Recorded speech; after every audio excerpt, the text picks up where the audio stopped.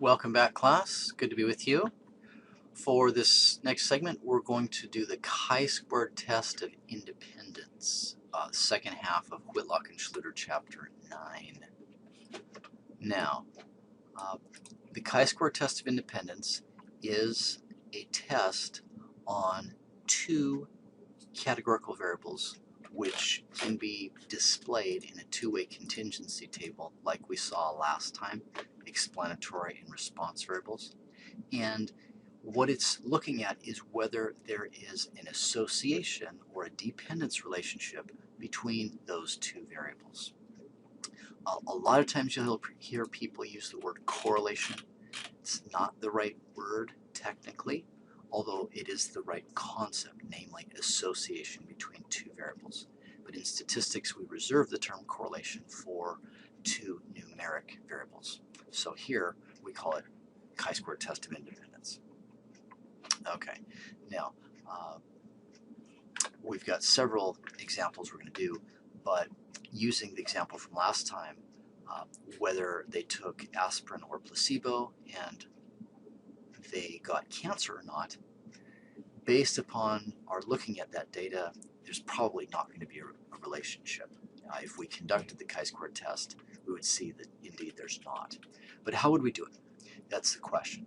So, as always, we're going to use the 4 steps of hypothesis testing. First step here is to set up null and alternative hypotheses.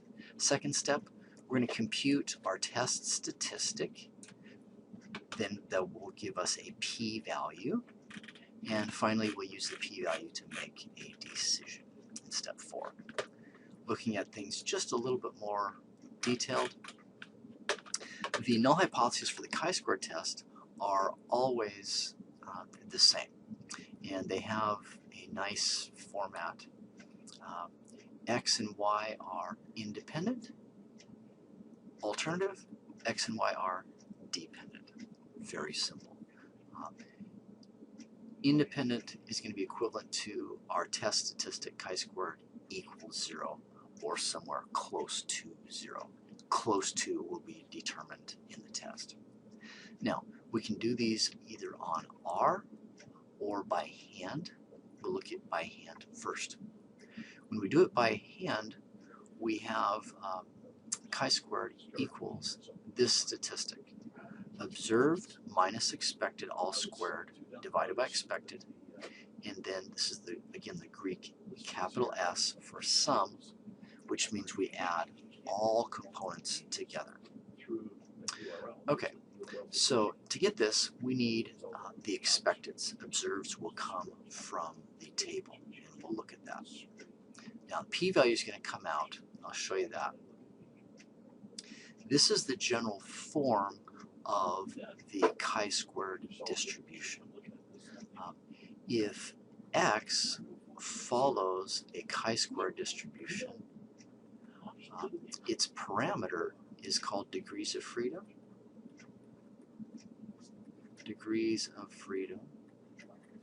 And we abbreviate that with df. This would be equivalent to x following your normal distribution with parameters mu and sigma, your binomial distribution with parameters n and p. It's just that the chi-squared distribution's parameters is called degrees of freedom. Okay, we'll talk more in class about that if you'd like to ask. It's always a skew right curve.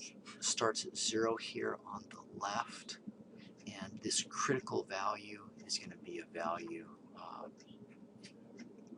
that we're going to obtain from a table, a chi-squared table. Okay, alpha, could put alpha here. We're often going to use a 5%. So if our test statistic falls in this region, this is the rejection region over here. Reject. This is the do not reject. This is the acceptance region over here on the left. So big statistic, reject. Big statistic is also going to be equivalent to a small p-value. P-value is found by taking where the statistic falls and then going and calculating the probability of that tail. Okay, that's the basic 4 steps. Now, let's go ahead and do an example. Okay, so let's just suppose we've got this sample of 190 Biola students, and they were asked whether or not they had work experience prior to coming to Biola. Okay, 190 students, break them down into 90 males, 100 females, 120 yeses, 70 nos, according to this distribution. So, the null hypothesis is always that the 2 variables are independent. So gender and work experience are independent. That's the null. Alternative, they're dependent. There's a relationship or association between the 2. Now, we need to get this chi-squared statistic, but to do it, we need the expected values. So, I guess we'll spend a little time and we'll argue for the formula. So expected value, let's just do the male yes. Okay. If I want that, then one thing we could do is we could take the number of males, let's just say number of males, times the percentage of the yeses. That would give me the expected percentage of yes males. And if I did that, it would look like 90 times the percentage of yes is 120 over 190. And I'm not going to use times 100 there. You could call that proportion if you want. Okay, so to get that number then, I'm going to have a 90 times whatever that proportion is. It's 0.63, and that's going to give us 56.8. So if I were to reconstruct this table, I don't have enough room to write it right in there. Then I would just put a 56.8 for my male yeses. Now we could also do the expected value for, let's say, the female yeses, and that's going to be number of females, we've got 100, times the percentage yes.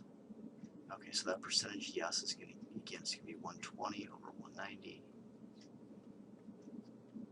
which is going to be 100 times 0.63, we'll put 0.632. That'll get us 63.2. So female yes is 63.2. We'll notice if we add these 2 up, we're going to get ourselves a 120. In sight, we're going to have to add up to get 90 over here. So instead of using the same principle to get male nos, I could do a subtraction, at which case we're going to get ourselves a 33.2, and we'll get a 36.8 here to fill out the whole table of expectants. And we'll have 100 here, 190 here, 70. Okay, now I've got all my observed, all my expecteds, I'm ready to go. But first, let's take a look here. Instead of always trying to figure out this percentage approach, there's a general formula that's just the row sum times the column sum over the grand sum. And if I take a look at what I had, male times percentage of yes gave me this 90 times column 120, that's male yeses, 90 by 120 over 190, 90 by 120 over 190, there it is, also down on the bottom formula. Okay, for the females, let's take out the male here. We would have this 190 row for the females. This is the female yeses again, so it's times 120, 100 times 120 over 190. And in fact, that's what I have for the female yeses here. I'd have 100 times 120 over 190. And that gives us our 63.2. Okay, you can try out on the female nose, and you should find a 36.8. Confirm the use of the formula. Okay, now then, female yeses, as we said, is 63.2. Female nose, 36.8. Okay, the easiest way, you don't have to do it this way, but the easiest way is to come up with a column like we computed the standard deviations. So these are the 4 cells, these are the observed values, these are my expected values. The end goal is the statistic, the sum of observed minus expected, all squared divided by expected, add them all up. So observed 70 minus expected 56.8 is 13.2. Square it, write this number down, divide it by 56.8, got my number. Okay, let's do it for the female yeses. Female yeses, I've got 50 minus 63.2 is minus 13.2. Square it, 174.2. Now divide it by 63.2, and it turns out to be 2.76. Please check that on your calculator. And for the last one, I get 13.2, 174.2. Divide that by 36.8, and we have 4.73. When I take the sum of this column right here, then I'm going to get x squared equals 15.81. That's my chi-squared statistic. Now, taking that chi-squared statistic, I'm going to sketch the curve. Always have a skew right distribution, so I'm just going to sketch that baby on there. Now, we wound up with 15.81. So the question is, how far away from 0 does that fall? Well, this is a chi-square distribution with degrees of freedom equal to 1. Where do I get degrees of freedom? It can be calculated using this formula right here. For chi-square tests, it's number of rows minus 1 times number of columns minus 1. In our case, we happen to have 2 rows and 2 columns, which gives us a 1. Now, we're going to look up on our table, and we see that the percentages are given, tail percentages, for a chi-squared distribution with given degrees of freedom here. And this is the critical value. So as I go into the table, we are interested in 5% tail region, and the degrees of freedom is 1. So 3.84 is the number we read from the table. If, let's say, we had alpha of 1, degrees of freedom 3, we would read alpha of 0.01 is what I mean, 1%. Degrees of freedom 3 would take us to this 11.34. Okay, let's bump back to our graph then. So 3.84 is the critical value for a 5% region, alpha equals 0.05. We are clearly on the right in the rejection region. So we know that our p-value is far less than 5%. I'm putting down that we reject the null hypothesis. When we reject the null hypothesis, we can go straight up to what I originally wrote, rejection. We conclude gender and work experience are dependent. There is a relationship somehow.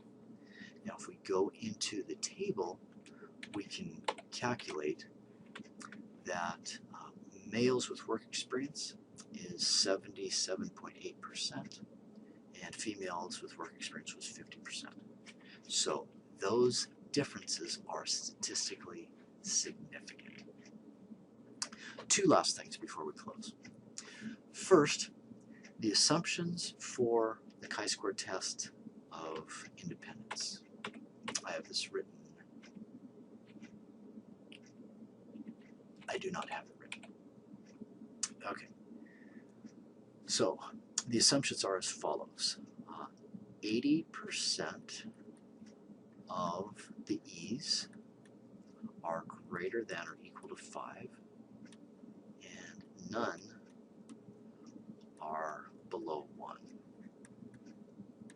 As long as those assumptions hold, then this statistic of x squared is going to be approximately chi-square distributed, and the test will be valid. Last item. We can do this on R. The scripts are here. We can go ahead and run those. I have them in the lecture notes file, so I'm going to go ahead and just run them and take a look at how that goes. I'm simply putting in yeses and nos and binding them together into a structure, little data here. That's the original data points. The next line is the actual test. So data enters in as the argument here. There's an argument called correct. It stands for continuity correction. I'm putting false so that the output matches what we're doing by hand. And if I just look at the object called out, it gives me chi-squared of 15.7. That's near our 15.81 we obtained by hand. That's round off error. Degrees of freedom 1 is here. And then an actual p-value that you could also use to make your decision with. Very, very small p-value. Okay, now we can also look at the expected values on R using this syntax, out $ expected. The object out has multiple components in it. So if I type in names of out, you can see a list of all the components of that object. And this command, putting $ of expected, gives those values, which we obtained already by hand. Lastly, this cute little command here, prop.table, is going to give us those percentages that we calculated. So you see here the 77.8 male yeses, 50% female yeses. The argument margin simply is putting a 1 in gives proportions by rows. Putting a 2 gives proportions by columns.